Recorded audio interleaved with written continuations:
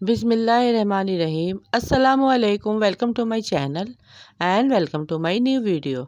जहाँ रहें खुश रहें हैप्पी रहें। आज मैं अपने किचन में आप लोगों के लिए रमज़ान स्पेशल बहुत ही मज़ेदार क्रिस्पी आलू के स्नैक की रेसिपी लेकर आई हूँ। ये मैट पोटैटो समोसों की रेसिपी है जिसे बनाना बेहद ही आसान है, लेकिन ये बहुत ही डिलीशियस बनके तैयार होते हैं। आप इसे अफ्तारी में बनाएं, ये बहुत मज़े के लगेंगे। ये समोसों की रेसिपी बिल्कुल न्यू स्टाइल है। आप इसे एक बार बनाएंगे, ये आप लोगों को बहुत पसंद आएगी। सुपर टेस्टी और क्रिस्पी ये बनकर तैयार होते हैं। तो आइए इस मज़ेदार सी रेसिपी को बनाना स्टार्ट करते हैं।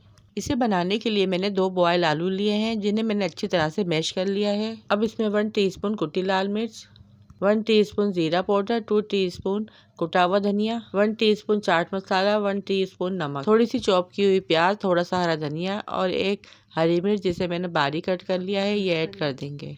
अब इन सारे मसालों को आलू में अच्छी तरह से मिक्स करेंगे और तैयार है यहाँ पर हमारी आलू की स्टफिंग। इसके अलावा यहाँ पे मैंने समोसों की रेडीमेड पट्टी ली है। इसकी शेप आप स्क्रीन पे देख सकते हैं, आपको भी इसी तरह से लेनी है। अब शीट को मैं अलग अलग कर लूँगी।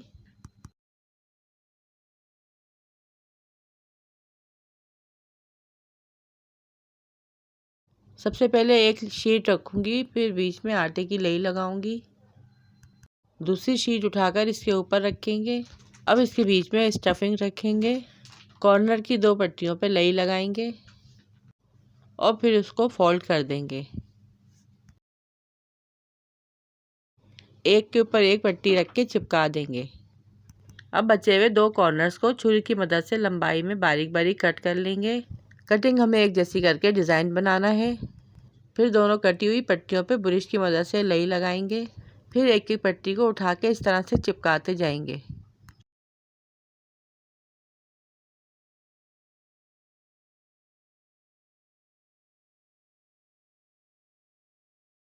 और इस तरह से मैट का शेप दे के रेडी कर लेंगे। बहुत ही आसानी से ये डिज़ाइन बनके तैयार हो जाता है। और ये देखिए मैट का कितना खूबसूरत और परफेक्ट डिज़ाइन बनके तैयार हुआ है। अब इसी तरह से हम दूसरा समोसा भी रेडी कर लेंगे।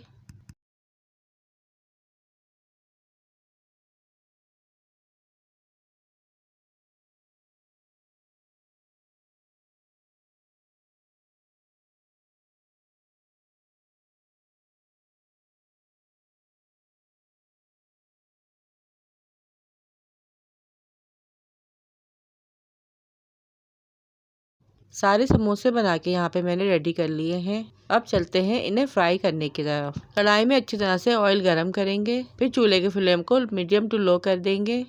फिर एक एक करके जितने समोसे आए इसमें ऐड कर देंगे। इन समोसों को तेज आंच पे फ्राई नहीं करना है, बल्कि धीमी आंच पे फ्राई करना है। जब इनमें अच्छा सा कलर आ जाएगा तो इन्हें इनकी साइड चेंज करके इन्हें दूसरी साइड से भी क्रिस्पी फ्राई कर लेंगे।